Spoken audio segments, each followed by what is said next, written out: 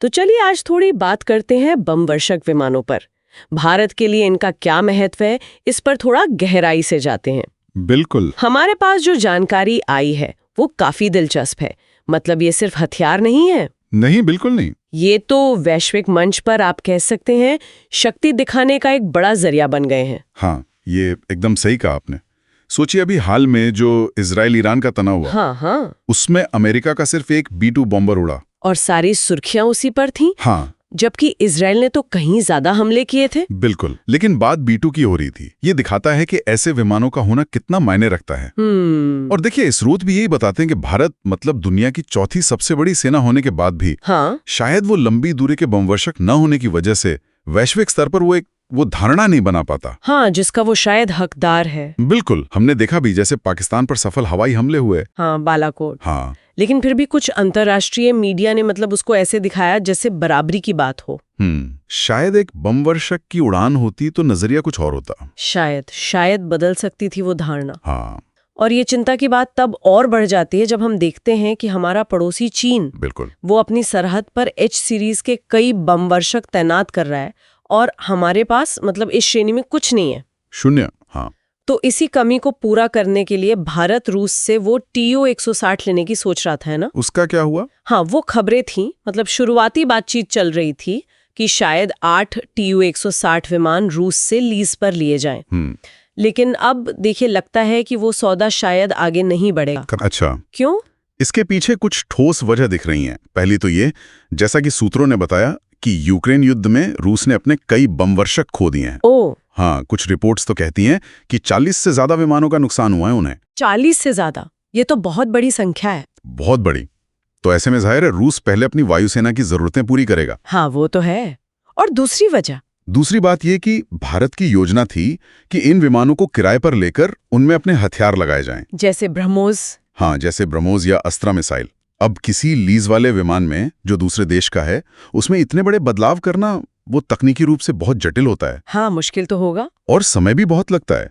और अगर भारत इन्हें खरीदने का भी सोचे तो रूस की जो उत्पादन क्षमता है अभी, वो पहले अपनी सेना के लिए होगी। बिल्कुल, वो पहले अपने नुकसान की भरपाई पर ध्यान देंगे, तो डिलीवरी में बहुत ज्यादा समय लग सकता है, सालों लग सकते हैं। अच्छा, तो मतलब रूस वाला दरवाजा लगभग बंद है। व्यावहारिक रूप से हाँ, मुश्किल लग रहा है। तो फिर भारत के सामने विकल्प क्या बचते हैं? दुनिया में और कौन बनाता है ये विमान? देखिए, मुख्य तौर पर 3 ही देश हैं इस खेल में, अमेरिका, रूस और चीन। रूस से बात बनती दिख नहीं रही, चीन से हम लेंगे नहीं, वो तो सवाल ही नहीं उठता। बिल्कुल नहीं। तो बचता है अमेरिका। हाँ। अब अमेरिका के पास एक तो है B-52। वो तो बहुत पुराना है ना? हाँ, बहुत पुराना, मतलब शीत युद्ध के जमाने का। फिर है B-2 स्पिरिट, वो स्टेल्थ बॉम्बर है। हाँ, जो रडार में नहीं आता आसानी से। बिल्कुल, लेकिन वो बेहद महंगा है। मतलब एक विमान की कीमत लगभग $2.5 अरब। $2.5 अरब एक विमान की? हाँ, और ये भी पक्का नहीं कि अमेरिका इसे बेचेगा भी या नहीं, और चलाने का खर्चा भी बहुत ज्यादा है उसका। बाप रे, तो फिर अमेरिका से क्या लिया जा सकता है? कुछ यथार्थवादी विकल्प? इस स्थिति में देखिए, सबसे व्यावहारिक विकल्प जो नजर आता है वो है B-1 lancer bomber. B-1 lancer? अच्छा, हाँ। ये एक आधुनिक विमान है, सुपरसोनिक है, मतलब आवाज की रफ्तार से तेज उड़ सकता है, भारी मात्रा में हथियार ले जा सकता है, पारंपरिक भी और परमाणु भी, और इसका रडार सिग्नेचर भी मतलब B-52 के मुकाबले काफी कम है। तो ये कुछ 2160 जैसा हुआ। हाँ, क्षमता के मामले में काफी हद तक वैसा ही है। तो क्या अब भारत गंभीरता से इस B-1 लांसर पर विचार कर रहा है? मतलब अमेरिका के साथ भी तो रिश्तों में उतार चढ़ाव रहे हैं। हाँ, वो तो है। देखिए, रिश्तों की अपनी जटिलताएं हैं, लेकिन रणनीतिक जरूरतें भी हैं। और एक सवाल ये भी कि क्या भारत खुद नहीं बना सकता ऐसे विमान, मतलब मेक इन इंडिया वगैरह? खुद बनाने का रास्ता बहुत लंबा है, बहुत ज्यादा लंबा। इसमें आप मान के चले कि कम से कम 15-20 साल। 15-20 साल? हाँ, मतलब रिसर्च होगी, फिर डेवलपमेंट, प्रोटोटाइप, टेस्टिंग, फिर उत्पादन, ये सब करते करते 2040 या शायद उसके बाद का समय आ जाएगा। ओह, तो इतना इंतजार तो शायद मुश्किल है। हाँ, मौजूदा सुरक्षा माहौल को देखते हुए इतना लंबा इंतजार शायद संभव ना हो।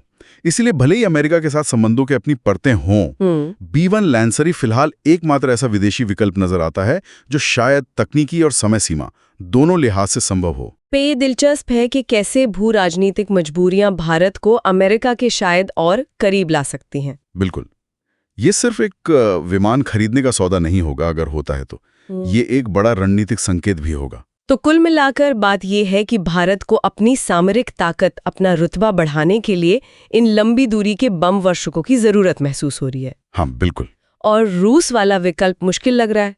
तो अब शायद निगाहें अमेरिका के B-1 लैंसर पर टिक सकती हैं। हाँ, ये तो स्पष्ट है कि भारत अपनी वायु शक्ति में इस अहम क्षमता को जोड़ने के लिए रास्ते तलाश रहा है सक्रिय रूप से। अब आगे क्या होता है ये देखना होगा। लेकिन यहाँ एक सोचने वाली बात ये भी है, जो शायद श्रोताओं के लिए भी हो। बताइए। कि जब तक भारत को मान लीजिए ये मन चाहे बमवर्षक नहीं मिल जाते, तब तक अपनी रणनीतिक शक्ति और इरादे को दुनिया के सामने प्रभावी ढंग से दिखाने के लिए वो